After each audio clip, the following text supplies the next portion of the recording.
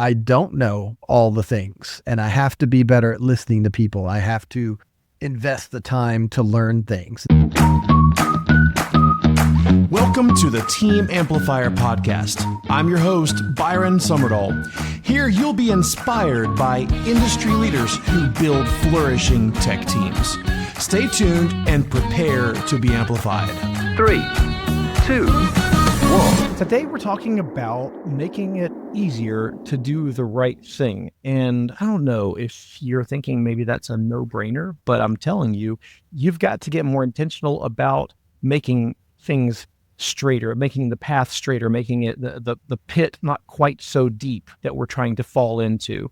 And we're going to talk about that in just a few minutes with Tommy Norman. Tommy is a self-proclaimed relentless pursuer of continuous improvement. Actually, I know that for sure too, because I've experienced it from him. He's also a weekend rock star and one of my lifelong friends. Tommy, thank you for sharing some time with me. And since I already know you, how about you tell everybody else who you are and what you're doing these days? Sure. Well, thanks for having me, Byron. I always appreciate talking to you.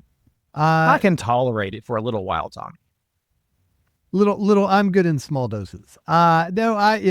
I've been in IT for over 30 years. I started off as a network technician and then became a developer and then eventually became a team lead and architect, then moved into management and leadership. I eventually shifted over into more of process improvement, became an agile coach and those types of things. And now for, the better part of the last decade have been more in executive management and taking all those principles and applying them at a leadership and a business level. Awesome. Yeah, just a little bit. Not a whole bunch in there, just a little bit. But you've been all over the place, Tommy. So I'm actually excited to have you kind of coming back into the tech world. You've kind of been doing something over there for a while as far as my perspective goes, and I've missed you. So it'll be nice to kind of have you back over here for a little while. I've been tech adjacent, but yes, but it's been good because it's things that you and I have well proven in a lot of places to work in tech, to take it and try to apply it to something completely different. And also something that I've never done myself, where in tech, I've done most of the tech job. So when somebody said this isn't working, I can say, move, let me try, let me do it, or let me give you some advice on how to do that because I've done it before.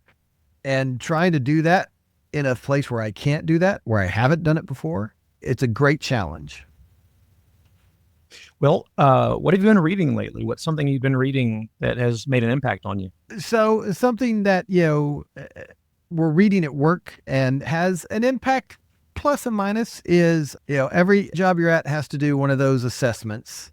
And so we're doing StrengthsFinders. I think when we were together, we did Enneagram, and I've been at places, did Myers-Briggs, did DISC. I've done them all. In fact, my mom did her master's in Myers-Briggs, and so she made me take it like a million times.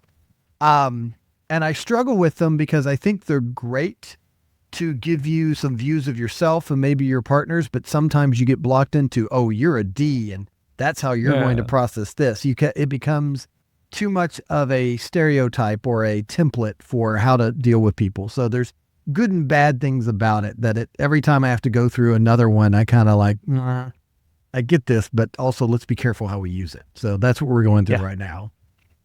Of all of these options out there, I have enjoyed StrengthsFinders more than almost any of the other ones.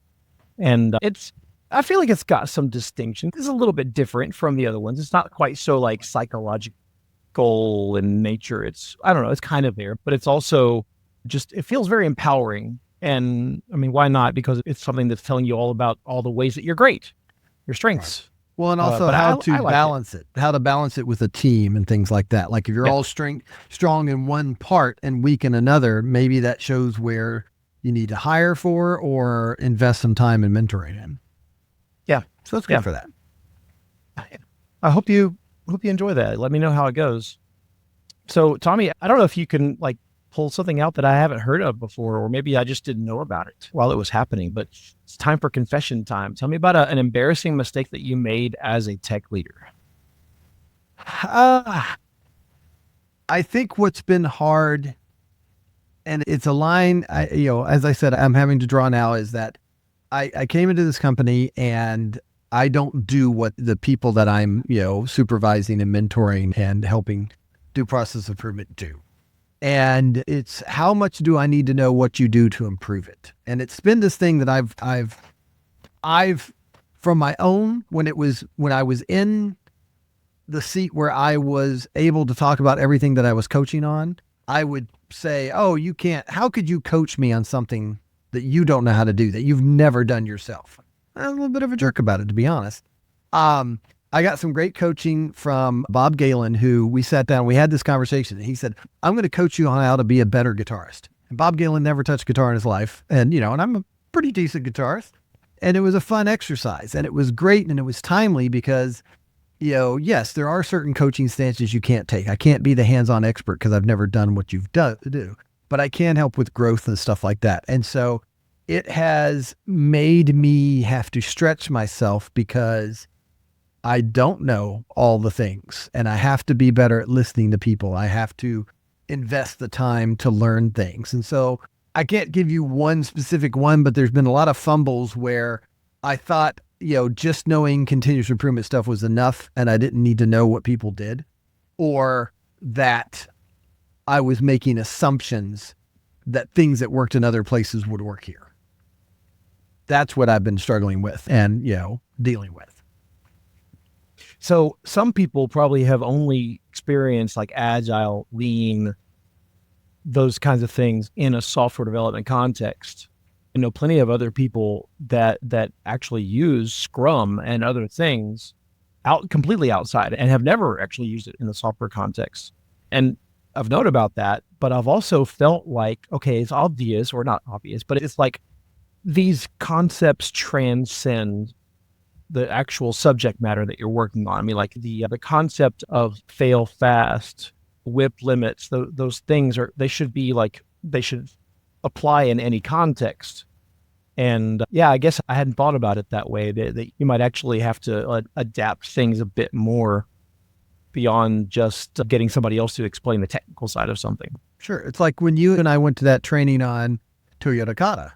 And of course, all the examples were given were very manufacturing focused. And then we had to adapt that to software, but the underlying principles of it could be applied to anything.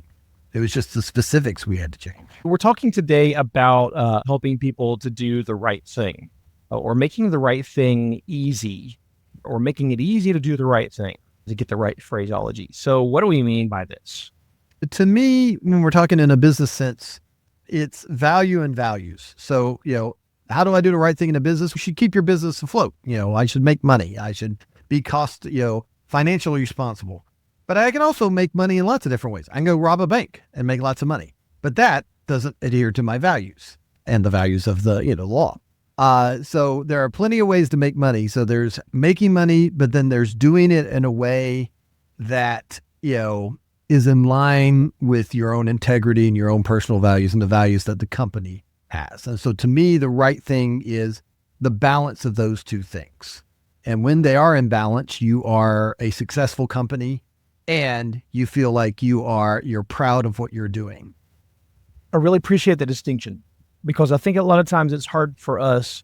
And when you're in the trenches, it's really hard to come to your senses and have a clear mind about these things. But like when you have something that's staring you down, that is questioning your values or making you tempting you to go against your values, then it's at some point you kind of have to dig in and say, yes, I'm going to defend this value tooth and nail, maybe to the detriment of value.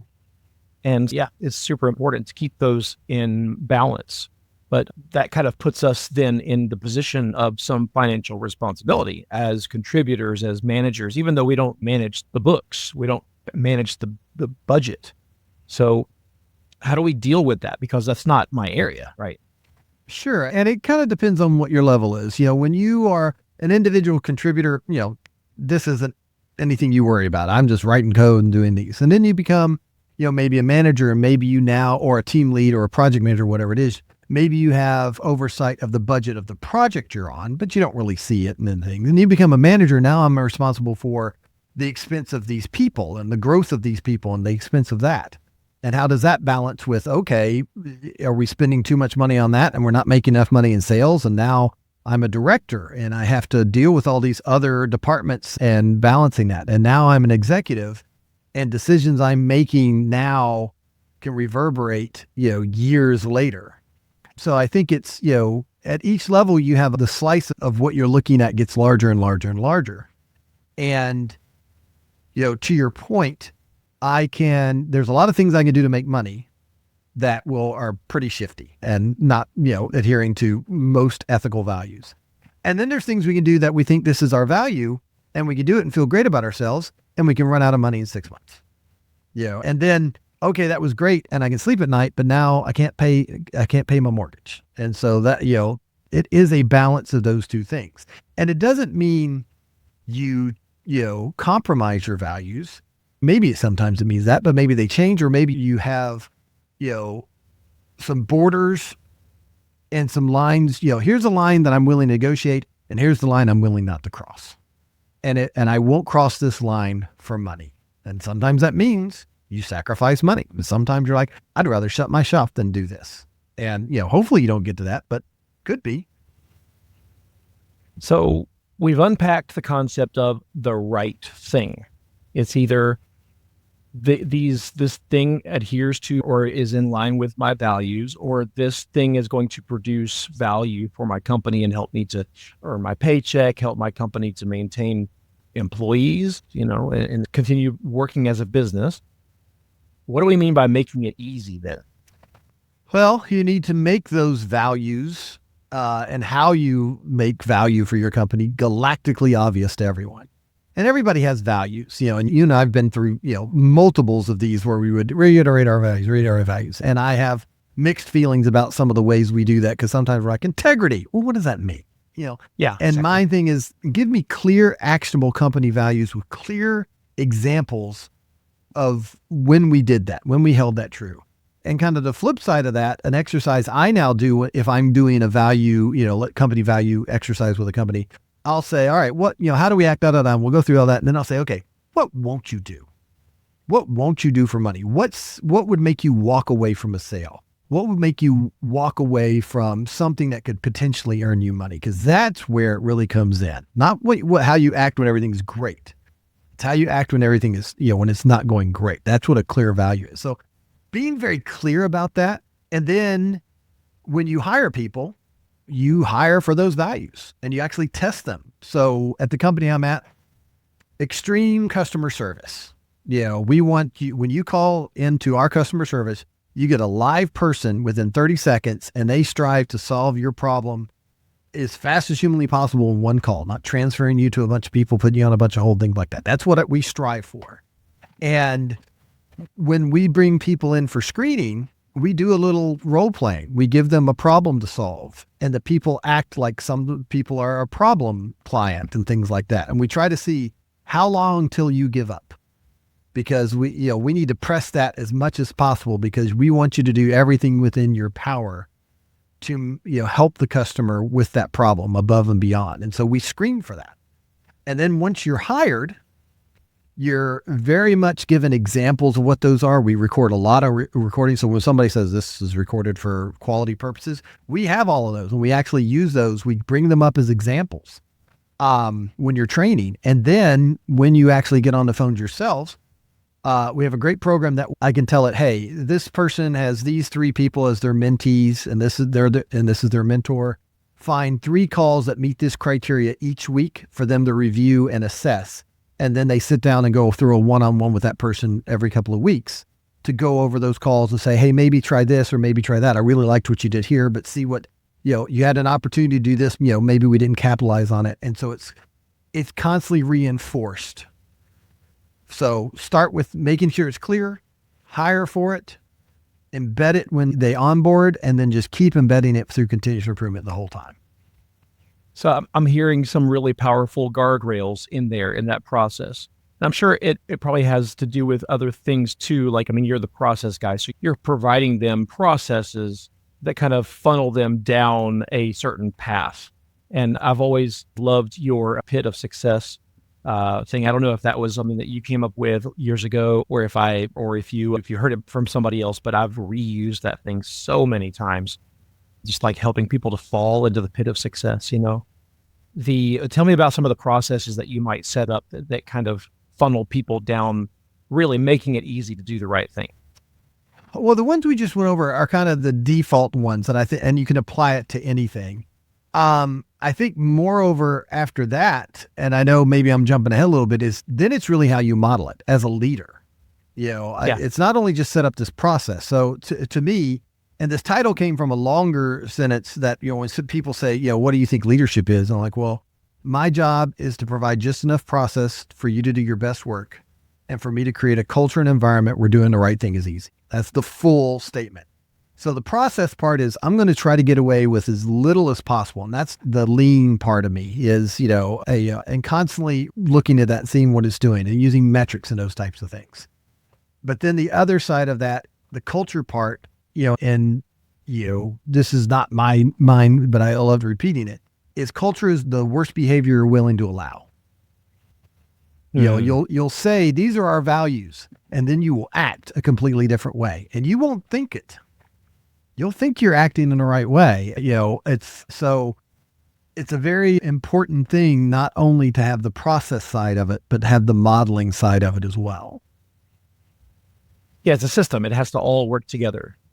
I mean, you can set up a process, funnels people down the right path, but if they don't have the culture to support it, or if you don't have leaders up front that are modeling it, then people are just going to find a way to climb over the guardrails, right? Sure. I mean, I might say, this is the rule I want you to do. But every time you do that, I act a certain way that makes you go, I don't think that's the way you want me to do. So I'm going to start doing this, because when I do this, you yell at me. And when I do this, you don't yell at me. And we will do a lot more to avoid pain. It's just human nature. So what does this have to do with human flourishing? So, a long time ago, I read some science fiction novel, and they talked about, and there was a phrase in there called strength of purpose. And I remember that really sitting with me. When you're just kind of aimless and I'm just doing this job just to get by and stuff like that. Nothing wrong with that. There's plenty of people who are like, listen, I don't live for my job. And at 5:01, I forget about all you fools and go home. But the people you see really, to me, flourish are the people who have that strength of purpose.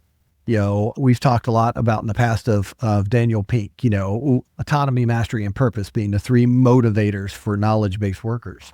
And the purpose part, I think, is a big thing. When I've worked at some place where I'm like, I know how this helps other people, and I know how what I do contributes to helping those other people, that gives me purpose. And I feel like not only am I doing something to help other people, but the way I'm doing it, I'm proud of it, and I can sleep at night because I'm doing the right thing. The way we're doing it and what we're doing it meld together.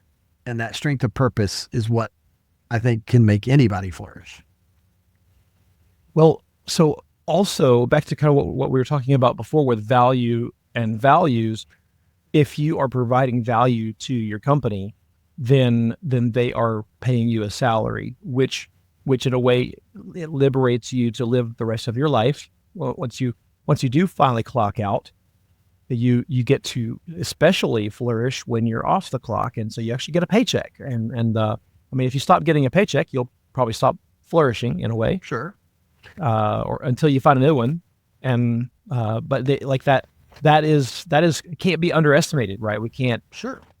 I don't want to cheapen the argument with talking about money, but it really is a fact of life. Well, and it's, and you and I have experienced this. If you remember, we had a point in time where the market changed and suddenly people could be paid a lot more than what we were paying them originally.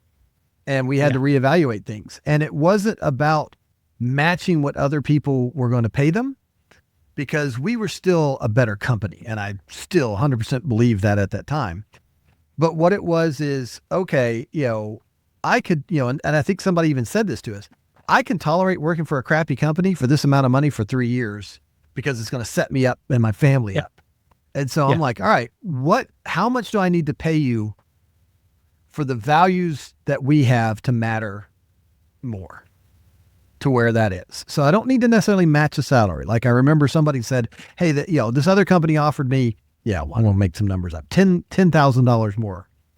And I say, okay, what are you going to do with that $10,000? Well, I right now I have to really scramble. And if I had that money, I can get childcare for my kid and I don't have to scramble to pick them up and do this and do that. I said, okay, how much does that childcare actually cost?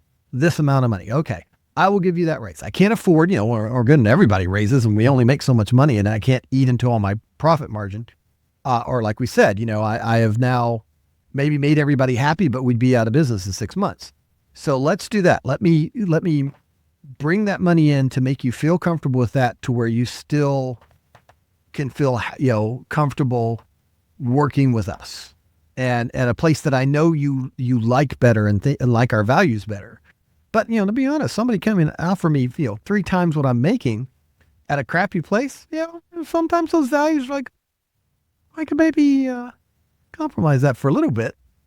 So you can't never get away from that. But I think the idea that what, like Daniel Pink was trying to say is that at a certain point in time, you're in a phase where, the money is not inconsequential, but you're making enough money where I have everything I want or everything I need and most of what I want.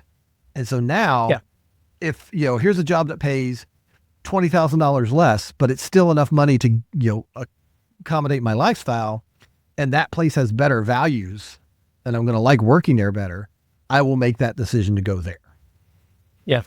And I've done that. Now, I've taken pay cuts to go places, within limits, I can't, there's a certain amount I can't go back to because then I just can't afford the things that I do now. Right.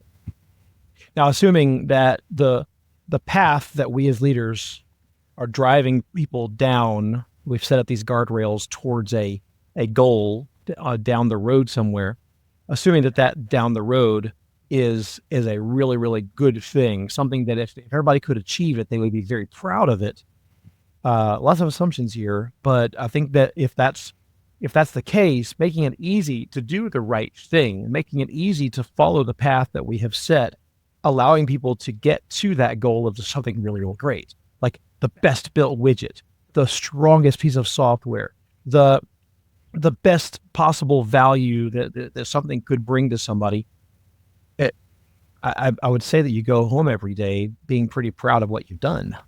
And to keep in mind also is that there's always another widget to build. There's always the next thing to build. So, we have to be careful in that, especially developers. Developers sometimes become their code. And there was a lot of times where I've worked at a place where we had to abandon things. And I'm like, listen, you're not your code. That's not what made you precious to us. Why we want you is you're smart. You act, in the values that we want to embody. You can think on your feet. You can do all these things that we want. And you solved that problem. That was great. But now there's a new problem. And, finding, the journey as much as the end result, just as fulfilling. Because there's been so many times I've worked on stuff that never saw the light of day. And I'm still proud of what I did, even though I never got out, for a whole bunch of reasons that had nothing to do with us. Yeah. I got to work on a project for the IRS and, basically help them to take our money more efficiently. And I laugh too about that because it is kind of funny what we ended up doing. It was awesome. I went home every day feeling really proud of what I did, not because of what I was doing, but because of the way I was doing it. I loved it. Right. That's not at all what we're trying to talk about today. You just sprouted, ADHD moment. I had to tell a story from my personal experience. But but it is, how I'm doing it is values is how I act. The value is what I do and sells and makes money, but how I do it is just as important, and again, if we want to make people flourish, the balance of those two things is what I think is a sweet spot. You can, there's places I've worked that went out of business and I'm like, man, I had a lot of fun there, but I wish it had lasted longer and we hadn't been so irresponsible. And then there've been places like, man, I hated working there. And those places are billion-dollar companies. So they're doing something right, quote unquote. They're doing the business value part right. Maybe not the values part is right. And so the sweet spot is finding both of those things married together in whatever mixture makes sense for you. Yeah. Well, Tommy, if this is so good, which I think it is, if it's so good, Why isn't everybody doing this? Well, if it was easy, everybody would be successful and doing these things. And it's, the people side of all of this always gets in the way. People don't always act in their best interest. There's all the data in the world that tells you an Oreo is not good for you, but I'll eat a whole sleeve of Oreos without even thinking about it. I know what it's going to do to me. I know it's not good for me, but I still do it for a whole sundry reasons. And that's just true in nature. People are just sometimes getting by, and we make all these perfect processes, and then you put squishy little meat puppets inside it, and people don't act the way you think they're going to act. So it is hard, and that's where, to me, because I don't really speak in the agile terms, like I said, because the company I'm at now doesn't know software. So they don't listen to those things. They don't resonate with them. But when you abstract them and say, listen, setting goals and then incrementally trying to reach them, it's not a bad thing. Making those feedbacks shorter so that the risk versus reward, I'm making small investments and small wins and learning so I can make the next investment smarter is not bad. Investing in your people and continuous improvement, that's been around forever. That's, I don't care what you call it. That's still good things to do.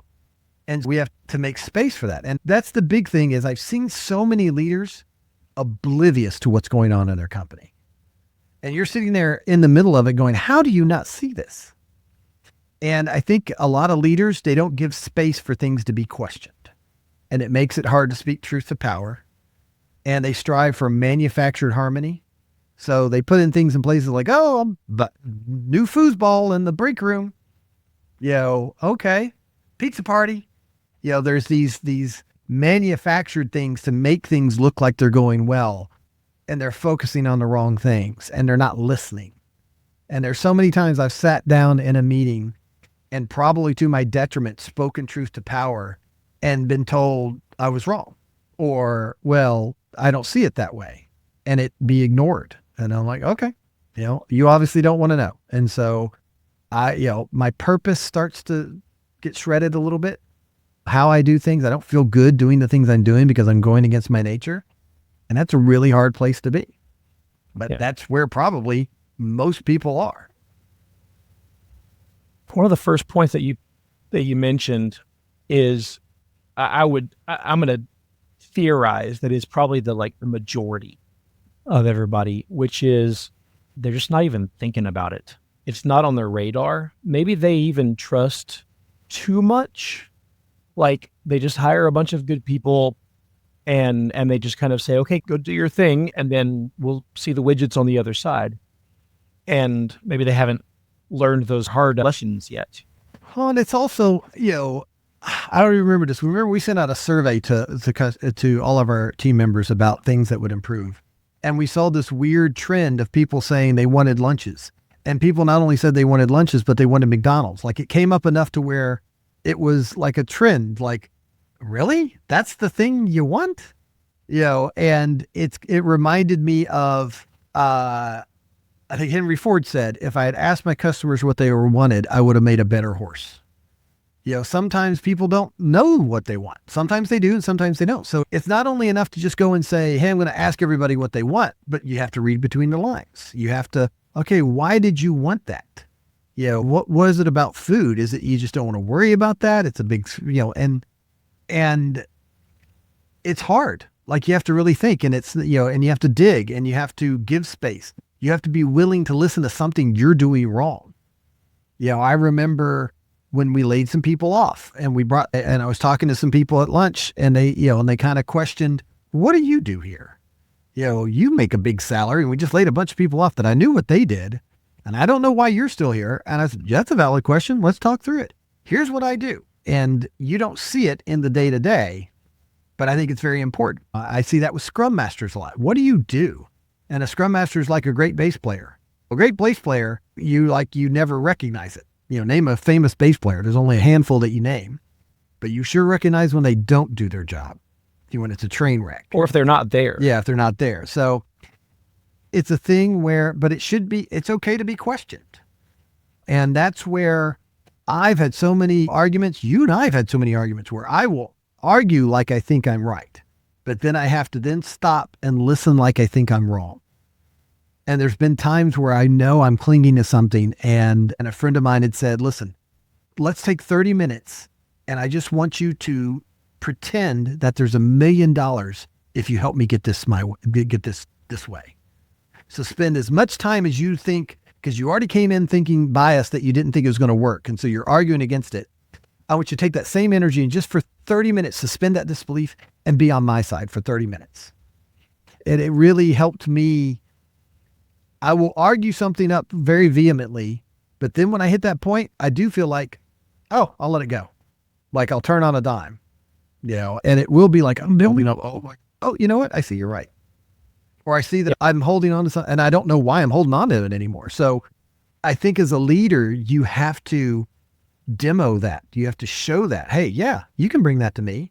And yeah, I'm going to argue about it because I think I'm right, but I'm going to listen to you. I'm going to give you space for that. I'm going to say, how are we measuring this? And am I putting my own bias on it? And if you do that, then people will be able to better bring things to you. It's always going to be hard. It's hard to tell your boss things, just by nature. Well, let's just assume that there are some people that are listening to this episode and they're just feeling inspired and they want to start doing this. They want to start making things easier for their people to do the right thing. They want to start balancing value with values. What are some of the pitfalls they're going to find along the way? What are they going to overlook? So, that giving that space is a big part. It is, again, people I see all the time think they're doing it. I've talked to everyone. That's not what I'm hearing. And it's so frustrating.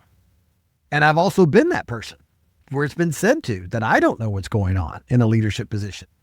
And I think you need to be curious. I think you need to be open. I think you should stop every now and then, no matter how sure you are, and go, could I be wrong? What if I'm wrong? How would I know I'm wrong? Because people come in and they get convinced they know the answer. And it becomes that hammer. And they just hammer it in. And they stop listening and they stop being curious. And then no one will be able to tell you anything because you're not listening. Yeah. What about culture? Culture has a huge influence on this, and it can get in the way sometimes. Sure. So, we mentioned before that culture is the worst behavior you'll allow. And I have a really good example that we experienced together. If you remember, there was a developer we had when we first started really moving to Agile and to really embracing a lot of those things. And he was a great developer, but he didn't like working in a team environment. He liked coming in late. He liked working late, and he was very smart, but he did not like collaboration. He did not like accountability to some point because he's like, don't worry about it. I'm working at night. And we tried to kind of get him aligned to those values. And we had to have a very serious discussion of, here it is, we're trying to make everybody else, work these operational hours and be accountable and put all their information on our Trello board so it makes it transparent and things like that. And here's this one person that we're letting not do that because he's a really smart guy. But it was like LinkedIn had a thing of no genius jerks. Because here we are letting this person kind of be a jerk to his team because he's so smart. And we let that person go. And it's hard because it had nothing to do with their ability to write code. They were a great code writer, but that is not how you build a team. That is not how you build a company. A company is team and interactions and people. And if we sat there and let that person do that, why would anybody else do anything different? Not be out for themselves. In a lot of ways, culture is the guardrails. There are other types of guardrails, but culture forms part of the guardrails that helps us to funnel people down the right path and makes it easier to do the right thing. And if there's this gray area in your culture, or if there are these outliers that are able to do things that are not exactly in line with what you're hoping the culture to be, then it creates these speed bumps or these dead ends in the road, to keep on with the road analogy. And people end up maybe following that person down that road, and then they can't get back. They can't do the right thing. And now we made it more difficult because we allowed that culture to exist. And it's, I don't remember the exact phrase, but it's culture eats process for breakfast. Process or strategy. I can't remember which one, but it does. It doesn't matter what you say, what I put in place as processes, or what I strategically put on vision boards and product visions, things like that. Culture will eat that alive if it's not right. Can you share a time with me when making it easy to do the right thing led to some unexpected results? This one I'm going to give is not an unexpected result because it should have been. It's what we wanted. It's just like it was a good example of, hey, I wouldn't have thought of that. Like I told you, the company I'm at now is very much on extreme customer service, helping that customer get to where they need to be. But we are a mobile virtual network operator. So we resell cellular data from the big carriers, and we sell it to very specific types of people who are doing IoT and MTM devices for like agriculture, surveying, construction. They need geospatial down to like centimeter type stuff. And they have very specialized devices. So we sell them that access, but we don't make the products. We don't manufacture anything, but we know those devices very well. So there's a call, and we actually use this call. It's actually used in our training. I actually bring it up when we talk about our values of this lady, McKinsey. She gets a call, and it's a surveyor, and you can hear him in the call. You can hear he's on the side of the road, and you can hear cars whizzing by him. You can hear he's frustrated, and he has a device and he can't get it connected to the network. And so she walks him through all our troubleshooting to see if it's our network connectivity, and everything on our side looks good, and all the configurations on the device look good. And she's like, everything from what we can see is it's not a network connectivity problem from our standpoint. Now, a lot of places would say, call your manufacturer. That's not us. And most places would understand that. And like, okay, all right, I realize that, you didn't make this car. But McKinsey didn't. She said, yeah, I know that device. Try this and this, and walked them through some troubleshooting steps. And they figured out he had a broken antenna. Now, again, we don't own antennas. I can't ship you out a new one. I can't do anything like that. So again, McKinsey could have said, call the manufacturer, will do that. But we have MS Teams channel with this manufacturer because we do a lot of business with them. And she said, listen, you're going to call in and they're going to make you press a bunch of buttons. You'll probably have to re-explain all of this over again. Let me talk. I'm going to find you a guy through our Teams channel, get a direct access and tell him everything we've done up there and just say, you need to replace his antenna. Don't ask him all these questions. You don't need to do that. So she went in the Slack channel, found a guy, got him connected directly in there, and he was immediately got access to that. She didn't have to do that. And legitimately, nobody would have faulted her. But when we did, that's why we get the people who come back and say, if we had done that, if we'd said call the manufacturer, he would have left and not thought badly of us, but he wouldn't have been, when you talk about like NPS, he would be a detractor, but he also isn't somebody who's going to go out and really, sell for us and say, oh, these guys are amazing. But because of what she did, and because that's what we strive to do every time, our NPS score is always, people love us because of that. So the outcome that I want, I wouldn't have expected her to do that. That was unexpected that she did that, but now it's kind of expected. Like, yeah, that's the kind of thing I want you to do. I wouldn't have thought of that example until it happened, but now it's one of a bucket of examples that we give all the people we hire. That's what I'm talking about. That's what we want.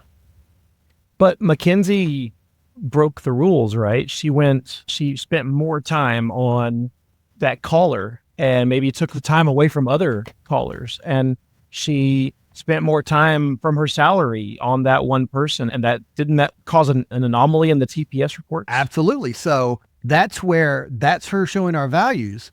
Now then, at the time this was happening, I was director of operations over the front line, which is the people doing this, the people answering the phones. So I had to look at things like time on call. I had to look at resolution rates, available time, after call time. These are all metrics I look at that if I just looked at those metrics, the process side of it, I probably would have said, don't do that anymore. If that's all I looked at. So I slap the hand. Yeah. So I have Stop to that. know, okay, this takes more time and care to do this. But if I do that, this is costly because you say, hey, if I do this, this should happen. We should have more customers on it. Maybe it does, maybe it doesn't. That's where I have to then say, all right, when sales is saying, all right, I can only make this much profit margin because of, the market, and your operations are eating into that, we have to then maybe have a discussion about that. It has to be, that's the balance I have to strike. And I also have a CEO who is like, listen, I would rather shut this place down than to farm this out to somebody who's reading a script and would have told that person right off the bat, I'm sorry, sir, you'll have to call the manufacturer and thank you and call us again. And that's that line. What is that line you're going to do? But you're absolutely right. I have to look at the investment it takes to adhere to those values and be willing to spend that. Well, like the thing that I was trying to highlight too was that like sometimes making it easy to do the right thing means reacting in the right way when people do something that adheres to values and provides value. Right. So like if somebody walks down the path that you have set up, they're walking between the guardrails and they're doing something good. And maybe it wasn't what you expected, but it was still something good and it's within the guardrails. Don't react badly. Absolutely. Like, don't slap their hand. Don't throw TPS reports in their face and say, do better. Laud them, lift them up and say, you did a great job. You maybe even gave us a new way to do that we didn't even think of before.